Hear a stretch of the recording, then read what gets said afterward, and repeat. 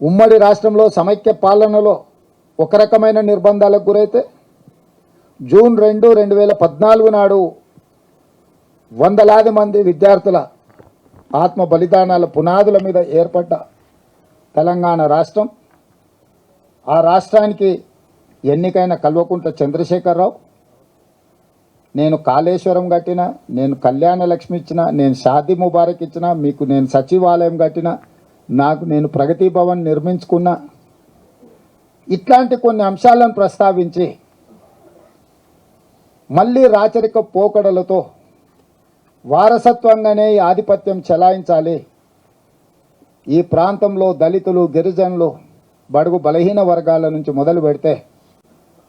తెలంగాణ విఘ్నులు, పౌర హక్కుల సంఘాల వాళ్ళ నుంచి మొదలు పెడితే తెలంగాణ ఉద్యమకారులు, అమరవీరుల కుటుంబాలైతేమి, విద్యార్థులు, నిరుద్యోగ యువకులు, ఉద్యమకారులైతేమి, మీకెవరికి స్వేచ్ఛ లేదు,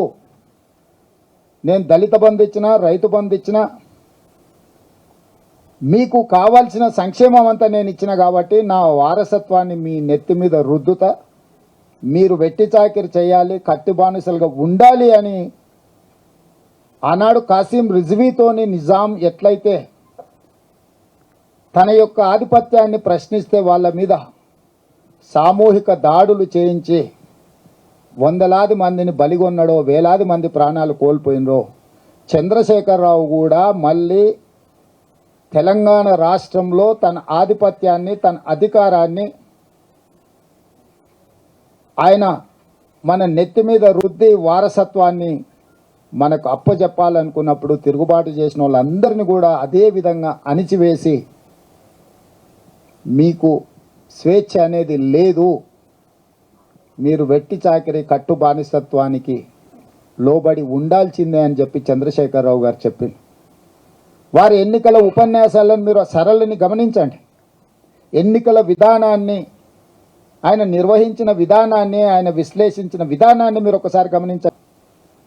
ప్రతిసారి నేను కాళేశ్వరం కట్టినా, దళిత బంధు ఇచ్చినా, రైతు బంధు ఇచ్చినా, కళ్యాణ లక్ష్మి తెచ్చినా, షాదీ ముబారక్ పంచిపెట్టినా, సచివాలయం కట్టినా, ప్రగతి భవన్ కట్టినా, ఇలాంటి వాటిని చూపించి మీరు ఎలాంటి నిరసన కార్యక్రమాలు చేయడానికి వీల్లేదు, ప్రజల హక్కు కోసం ఏర్పాటు చేసిన ధర్నా చౌక్ నుంచి బంద్ పెడితే వారు ఎవరికి దర్శనం ఇచ్చేవాడు కాదు,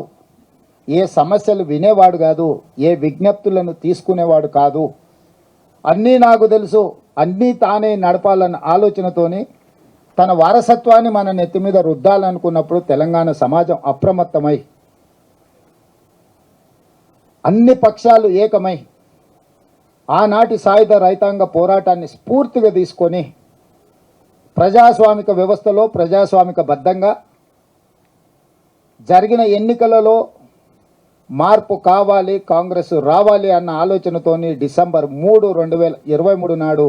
తీర్పు ఇవ్వడంతో 75 సంవత్సరాల తర్వాత మళ్ళీ అంతే ప్రాధాన్యతతో కూడుకున్న తీర్పు, ఈ ప్రాంత ప్రజలకు స్వేచ్ఛ మళ్ళీ ప్రజలే తెచ్చుకున్నారు. ఆ పోరాటంలో కేసీఆర్ కుటుంబం పతనమైంది.